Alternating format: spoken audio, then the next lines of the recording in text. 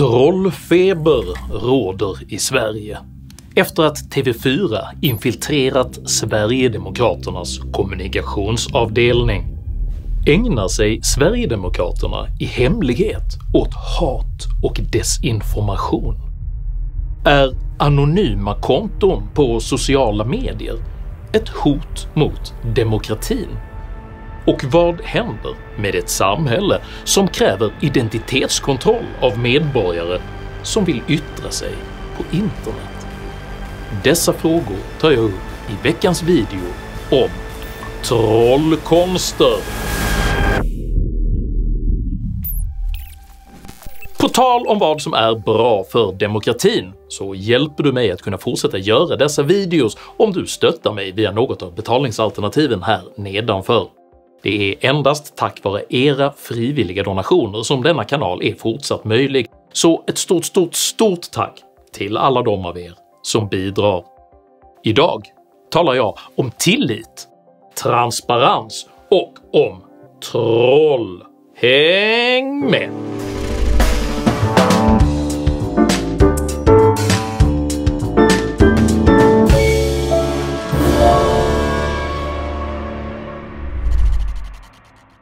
Den romerske ämbetsmannen Sejanus byggde genom retorisk och strategisk skicklighet upp ett så stort politiskt stöd att han år 15 utnämndes till pretorianprefekt och därigenom blev en av Roms mäktigaste män. Detta ogillades av den ålderstigne kejsar Tiberius som lät skicka ett välregisserat brev till senaten i vilket Sejanus framställdes som en manipulativ lögnare och hans retoriska förmåga som en fara för riket. Senatorerna, som fruktade för sin egen makt, slöt snabbt upp på kejsarens sida och Sejanus dömdes till damnatio memoria, offentlig avrättning och utplåning av hans minne. Denna typ av maktpolitisk teater har präglat den mänskliga civilisationen i alla tider och uttrycks just nu i det svenska samhället genom de ändlösa reaktionerna på TV4s infiltration av Sverigedemokraternas kommunikationsavdelning. Minst 23 så kallade trollkonton. Fortsätter de politiska turerna efter TV4s avslöjande. Ja, Tidöpartierna har idag alltså suttit i krismöte. Under flera månader vallraffade det granskande tv-programmet Kalla faktas reporter på både den SD-kopplade YouTube-kanalen Riks och hos en grupp SD-anställda mediearbetare, vilka beskrivs som en så kallad trollfabrik. Vi tror att Sverigedemokraterna har en trollfabrik. Jag har lyckats få jobb på insidan och med dold kamera ska vi försöka avslöja vad de håller på med. Kritiken blev öronbedövande och består av två huvudkomponenter. 1. Att budskapen är hatiska och sprider desinformation. I syfte att manipulera det svenska politiska samtalet. 2. Att budskapen är anonyma och på grund av detta hotar den svenska demokratin.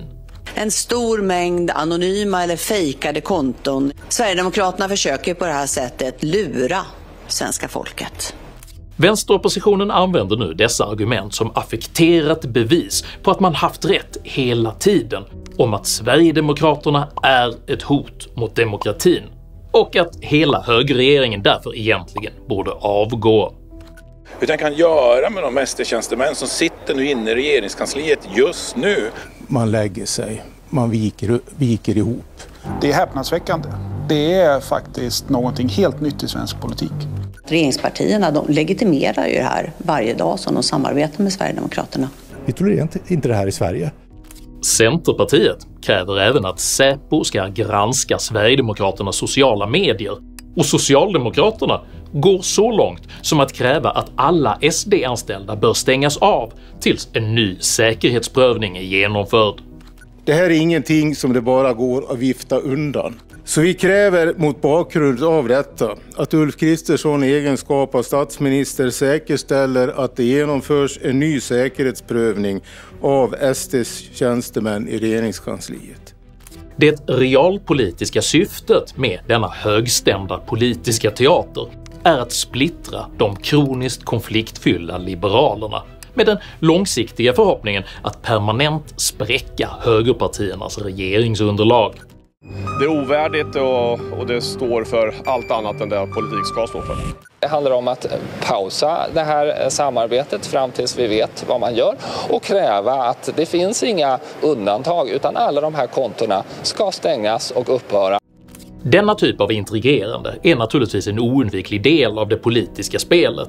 Men trots att den ammunition som Kalla fakta gett vänsterblocket låter väldigt mycket, så rör det sig faktiskt nästan uteslutande om lösa skott.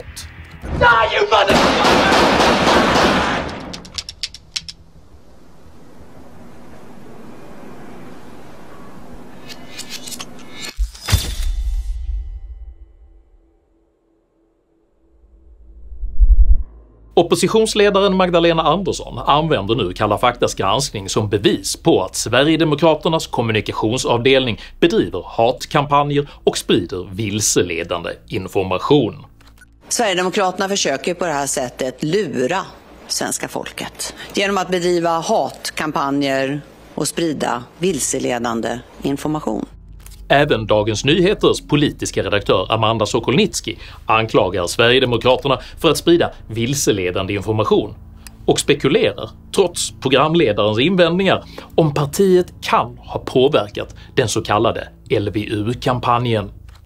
Ett parti har avslöjats på ett systematiskt sätt ägna sig åt desinformation, ägna sig åt att uppvigla, att splittra i väldigt farliga områden också, till exempel som vi ser här vad gäller i anslutning till LVU-kampanjen. Och det är ju inte fastslaget i programmet att de har någonting med det där att göra. Nej.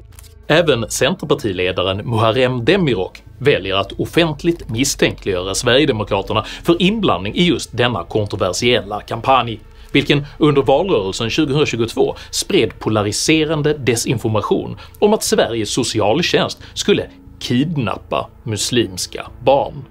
Stor desinformationskampanj och terrorhot mot svenska myndigheter.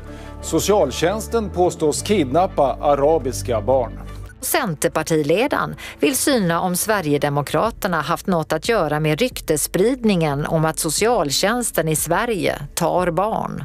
Om det finns en misstanke om att ett riksdagsparti i Sverige kan ha haft med den här LVU-kampanjen att göra, kan ha funnits med i myllan kring det här att sprida vidare desinformation, då är det oerhört allvarligt. Varken Centerpartiet, Sokolnitsky eller Kalla fakta har dock några belägg för att Sverigedemokraterna skulle ha varit involverade i denna kampanj. Däremot kampanjade den profilerade vänsterpartistiska riksdagsledamoten Linda Snecker öppet i valrörelsen med varningen att en borgerlig valseger skulle innebära just tvångsomhändertaganden av muslimska barn. Vi har partier som vill tvångsomhänderta era 2-åringar om de inte pratar perfekt svenska. Om just denna desinformation teg dock oppositionen som muren. Man kan ha synpunkter på estetiken i de virala videos som Sverigedemokraterna publicerar, men Kalla faktas argumentation för att de skulle vara just vilseledande kräver faktiskt en påtagligt autistisk verklighetsuppfattning. Till exempel ett klipp där det står så här: en vanlig dag i Malmö, och sen så är det liksom 2 personer med turbaner på huvudet och långa skägg som pratar någonting obegripligt och springer runt med Kalashnikovs. Det är ju inte en vanlig dag i Malmö. Den saken som du nämner, vad är det som är vilseledande med det? Det är ju inte en korrekt bild av att det är en vanlig dag i Malmö. Nej, men det är ju satir. Kalla faktas journalist har naturligtvis rätt. Detta klipp är ju inte en korrekt bild av en vanlig dag i Malmö. Bland annat eftersom Malmö inte befolkas av marionettdockor. Från 3-årsåldern är dock de flesta människor kapabla att skilja på dockor och levande varelser, så risken att just detta klipp skulle misstolkas som nyhetsförmedling är sannolikt obefintlig, i alla fall utanför Kalla faktas egen redaktion. Kalla faktas kritik av detta klipp representerar inte heller ett progressivt journalistiskt demokratiförsvar, för tvärtom är det karaktäristiskt för just auktoritära ideologier att likställa satir man inte uppskattar med just desinformation och samhällsomstörtande hat. Till exempel är det inte en korrekt bild av Vladimir Putin att satiriskt avbilda honom som en queer clown, så bilden har förbjudits i Ryssland. Ett annat exempel är att Kina har förbjudit Nalle Puh eftersom deras ledare inte är en Disney-figur, och DDR-konstnären Hans Tickas bild Mannschaft från 1974 censurerades eftersom det inte var en korrekt bild av fotbollslandslaget att avbilda dem som ett anonymt kollektiv med knopphuvuden. Samtliga av dessa bilder är legitim satir, vilket borde te sig löjeväckande tydligt för alla som inte är knopphuvuden. Att motståndarna till dessa uppenbara satirbilder inte alls uppfattade dem som oförargliga och harmlösa gör dem inte mindre satiriska, utan avslöjar bara den principiella skillnaden mellan de som företräder tolerant yttrandefrihet och de som med rynkad panna företräder selektiv repression. Du var ju inne förut på att det är ganska oförargligt och mycket satir och skämt och sådär. Nu håller ju långt ifrån alla med om att allt det ni har lagt upp på de här kontona är oförargligt. Jag tror inte att alla håller med om att allt det där var harmlöst. Föreställningen att satir bör vara just oförarglig och harmlös är dock absurd, vilket även Socialdemokraternas kommunikationschef Carina Persson uttryckte i samband med att hennes eget parti kritiserades för vulgära karikatyrer i valrörelsen 2006. Förutom som varulv avbildas moderatledaren också som torterare i färd med att ge elchocker åt en bakbunden moder Svea. De bilderna är ju politisk satir. De handlar om de politiska kontraster som vi vill måla i debatten. Men visst kan man i det här läget diskutera lämpligheten i bilder. Men politisk kontrast är svårt. Politisk satir är svårt. Samtidigt så är det otroligt viktigt att det är möjligt att göra politisk kontrast tydlig i en valrörelse. Och det måste vi kunna fortsätta att göra. Och ni är idag inte beredda att dra tillbaka de här bilderna? Dra tillbaka dem är väl ett hårt ord. Med Kalla faktas forcerade Mr. Spock-logik skulle dock även Socialdemokraternas satir klassas som desinformation, eftersom Fredrik Reinfeldt inte är en varulv. Ändå tas denna absurt selektiva desinformationsdefinition nu som intäkt för att Sverigedemokraternas kommunikation skulle hota Sveriges demokrati.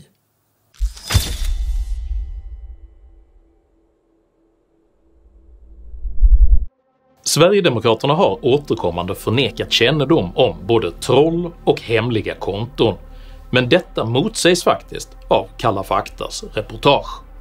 ETC har ju skrivit en artikel om att de är på att ni har eller hade en trollverksamhet. Okej. Men nej, det finns inga troll här inne. Alltså, vad kallar ni det? Alltså, de sociala mediekontona heter det. Trollfabrik. Man kan naturligtvis argumentera om vad definitionen av troll och anonyma konton egentligen är, men detta semantiska fikonlöv framstår som en retoriskt tämligen svag efterkonstruktion, när Sverigedemokraterna faktiskt både ägt frågan från början och varit öppna med att man jobbar med skickliga unga medieinfluencers som en del av sin marknadsföringsstrategi. Istället framställs nu hemlighetsmakeriet som ett tecken på manipulation av den svenska opinionen på en skala som hotar hela det demokratiska systemet. Jag är extremt mycket mot trollkonton, det kan vara rent farligt. Plockar upp det Jimmie Åkesson säger att det här är humor och satir, det är inte ett hot mot demokratin, och det säger du att det är. På vilket sätt skulle det vara ett hot mot demokratin, menar du? Ja, men det är ju inte jag som säger det. Ulf Kristersson, han säger att det här är farligt. Johan Persson säger att det här hotar vår demokrati på sikt. Vår statsminister säger att det här är farligt. Oppositionsledare tar sedan detta som intäkt för att Sverigedemokraterna även skulle ägna sig åt trakasserier av enskilda medborgare. Vi ser ju också hur Sverigedemokraterna har trakasserat enskilda medborgare. Denna attityd speglas sedan av Centerpartiets före detta partiledare Annie Lööf i ett mycket långt inlägg på Instagram. De anonyma kontona, trollfabriken, hatet som piskas upp, det vulgära språkbruket som passerar alla gränser. De senaste 10 åren har det varit min och många andras vardag. Och visst är ni många som sett det. Varit oroliga för de högerpopulistiska krafterna globalt och vad de är kapabla att göra för grundläggande fri- och rättigheter. På samma tema uppmanade Aftonbladets ledarskribent Jonna Sima sina läsare att om någon mot förmodan fortfarande tvivlar på trollfabrikernas existens, kolla kommentarerna till exakt allt jag skriver här, eller hos min kollega Anders Lindberg. Som svar på den onaturliga skymf det skulle innebära om någon dristade sig att opponera sig mot Sima och Lindberg kräver nu Socialdemokraterna ID-kontroller för alla sociala medier i hela Europa. Det vi vill göra är att införa ett krav på identifiering när man skapar konton på de stora sociala medierna i EU. Så att alla konton går att koppla till en riktig person. Detta är en del av samma auktoritära strategi som användes när Magdalena Andersson misstänkliggjorde min egen kommunikation och sedan omedelbart började diskutera lagändringar. Deras trollar med inför valet, så att där kan man bara se hur de agerar. Ja, eller Henrik Jönsson som får väldigt mycket uppmärksamhet och också uniform med SVT. Vem finansierar honom? För att sprida hatpropaganda mot oss och Magda. Frågan om debattören Henrik Jönssons finansiering är relevant, anser partisekreteraren, och öppnar för att gå fram med förslag på lagändringar. Andersson ifrågasätter hur YouTubers verksamhet finansieras, men några belägg för att det skulle finnas några tveksamheter kring finansieringen har hon inte presenterat. På detta sätt attackerar socialdemokratin en digital demokratisk debatt som man varken förstår eller är kapabel att göra avtryck i. Och man beskyller sedan allt från troll till algoritmer och Vladimir Putin för det misslyckande som egentligen endast kan härledas till partiets egen bristande kompetens. Därför är även de regleringskrav som man framför både dåligt genomtänkta och tekniskt svårgenomförbara. Och de utgör dessutom ett betydligt större hot mot demokratin än något av de eventuella problem man försöker reglera. Utöver att Socialdemokraternas ID-krav står i direkt strid med rådande GDPR-lagstiftning och dessutom utgör en betydande integritetskränkning, så kan regionala ID-krav dessutom mycket enkelt kringgås genom en VPN-tunnel som placerar användarens IP-adress utanför Europa. En reglering av denna typ kommer därför uteslutande att inskränka vanliga hederliga medborgares yttrandefrihet, så tillvida att de helt enkelt kommer att kunna åsiktsregistreras på kinesiskt manér. Det är sant att det finns många som skriver arga och ofta direkt otrevliga inlägg i sociala medier. Men att väldigt många människor kritiserar Annie Lööfs, Jonna Simas och Anders Lindbergs åsikter är inte ett bevis för att det finns trollfabriker. Och det är definitivt inte ett skäl till att inskränka hela Europas yttrandefrihet. Inte ens det vulgära korridorsnacket om att gräva fram smuts om den före detta opinionsbildaren Alice Teodorescu betyder att de negativa kommentarer hon drabbats av i sociala medier skulle vara organiserade av Sverigedemokraterna. Ja, Alice då, skriver att det är det igen. Så vi börjar bärsa med det lite? Ja. Det skulle vara bra om man går igenom man kan hitta för skit på Alice. Jag förstår det så bra. Även om denna jargong är smaklös så vet jag av egen erfarenhet att det är praxis inom alla politiska partier att försöka gräva fram information som kan skada ens meningsmotståndare, och detta helt utan att man försöker dominera enskilda individers kommentarsfält. Politiker och andra offentliga personer utsätts för hat och hatattacker på till exempel Twitter eller andra sociala medier. Det har ingenting med den här granskningen att göra, det har ingenting med oss att göra. Det utsätts vi alla för. Det är inte det TV4 har visat, även om Magdalena Andersson försöker påstå det. Utan det här handlar primärt om ett 20-tal konton på TikTok och Facebook som ägnar sig åt satir och humor. Alltså, hur ska Alice Teodorescu Måwe och vi andra veta att det inte är ni som ligger... Alltså, så länge ni är anonyma så kan ju ingen av oss kontrollera eller veta om det är ni som ligger bakom det hon har utsatts för, till exempel.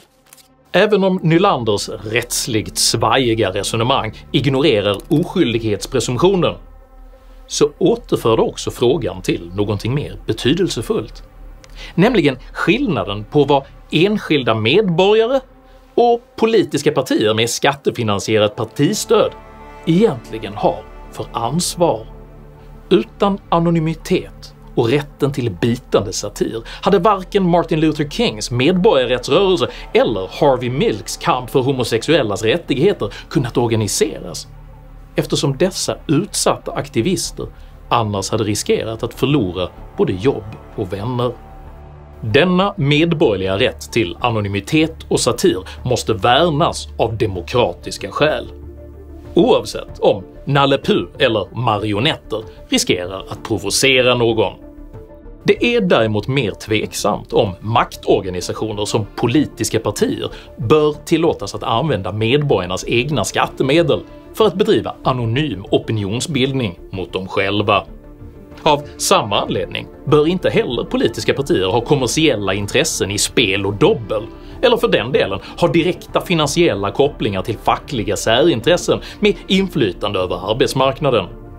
Och politiska partier bör absolut inte tillåtas tillsätta sina ideologiska likar i styrelser och myndigheter. Sammantaget är detta den enda relevanta fråga som Kalla faktas granskning faktiskt lyfter.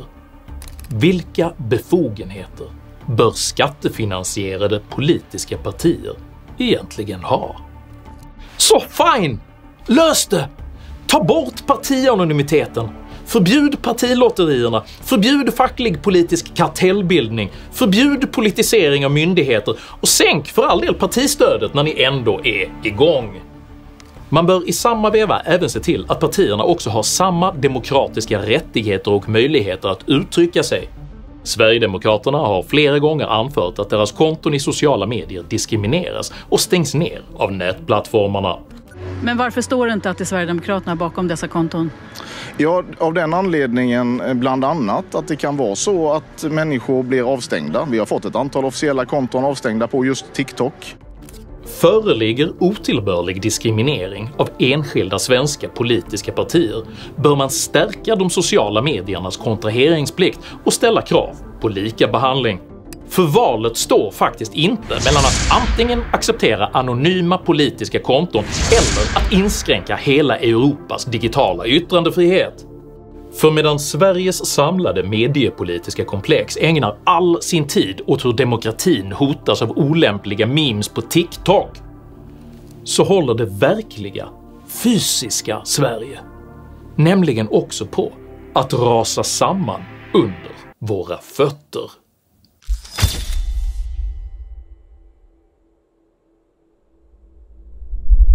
I förra veckan fick Liberalernas partiledare ironiskt nog ställa in en trygghetsvandring i Biskopsgården eftersom Säpo meddelade att just tryggheten inte kunde garanteras. Samma vecka framhöll partiet att internettroll var det stora hotet mot Sveriges demokrati. De anonyma trollen är på samma nivå som direkta påverkansoperationer från främmande stater som vill förstöra den svenska demokratin. Sedan TV4s trollcirkus drog igång för strax över 2 veckor sedan har Sverige drabbats av skjutningar i Bollmora, Halmstad, Jönköping, Staffanstorp, Mjölby, Nyköping, Fårdala, Salen, Östermalm, Borlänge, Flemingsberg och Bredäng. Det är nästan en skjutning om dagen. Och majoriteten av dessa rapporteras inte ens längre av medierna. För medierna är nämligen helt upptagna med att än en gång högstämt bortförklara Sverigedemokraternas framgångar som ett resultat av lurendrejeri, propaganda och demokratifarliga bilder på Instagram. Att konfrontera det uppenbara är för många inflytelserika journalister och politiker uppenbarligen fortfarande helt omöjligt. Nämligen att Sverigedemokraternas framgångar är ett resultat om att man var det enda parti som tog sig an de problem som alla andra partier undvek. Och att detta nu speglas i väljaropinionen. För Sveriges väljare är inte lättmanipulerade dumskallar som har duperats av rasistiska mörkermän och som nu måste lotsas hem av genant iscensatta möten mellan överspelande TV4-journalister. Okej, men då är det egentligen här som källorna har sagt att det i alla fall tidigare fanns en trollfabrik. Varje vecka väljer vi en ny plats för våra möten. Platser där ingen kan se oss tillsammans. Målet är ju att nå in till trollfabriken. Det här är liksom ett steg som innebär ganska stora insatser liksom. Det är inte heller en påverkansoperation när vänsterns förklaringsmodeller hånas i sociala medier. Det är bara väldigt många som uppriktigt tycker att de är provocerande dåliga. Men också för en enskild ung kille. Vad har den personen varit med om för någonting?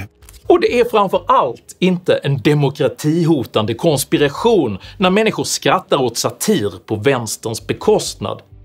För det är, vid det här laget, en folklig överlevnadsstrategi. Anklagar du Jamal Hamas för att vara en terrorromantiker? Hur kan du göra så här? Möjligen är Kalla faktas största avslöjande att de som ser demokratin hotas i varenda Sverigedemokratisk buske samtidigt har svårt att känna igen demokratin när de faktiskt möter den. Eller som den förrådde stackars Sejanus lär ha sagt inför sin dödsdom: bland vilda djur bevara mig från tyranner och bland tama ifrån opportunister. Om du uppskattade innehållet i denna video så hjälper det mycket om du delar den med dina vänner och kanske till och med stöttar mitt arbete via något av betalningsalternativen här nedanför. Del även gärna med dig av dina egna åsikter och erfarenheter i kommentarsfältet, men jag ber dig att alltid vara artig. Jag accepterar inte aggression, personpåhopp eller rasism i mina idédrivna kommentarsfält. Tack för att du som kommenterar respekterar detta. Jag heter Henrik Jönsson och jag anser att Sverige har större problem än tweets. Tack för mig och tack för att du har lyssnat.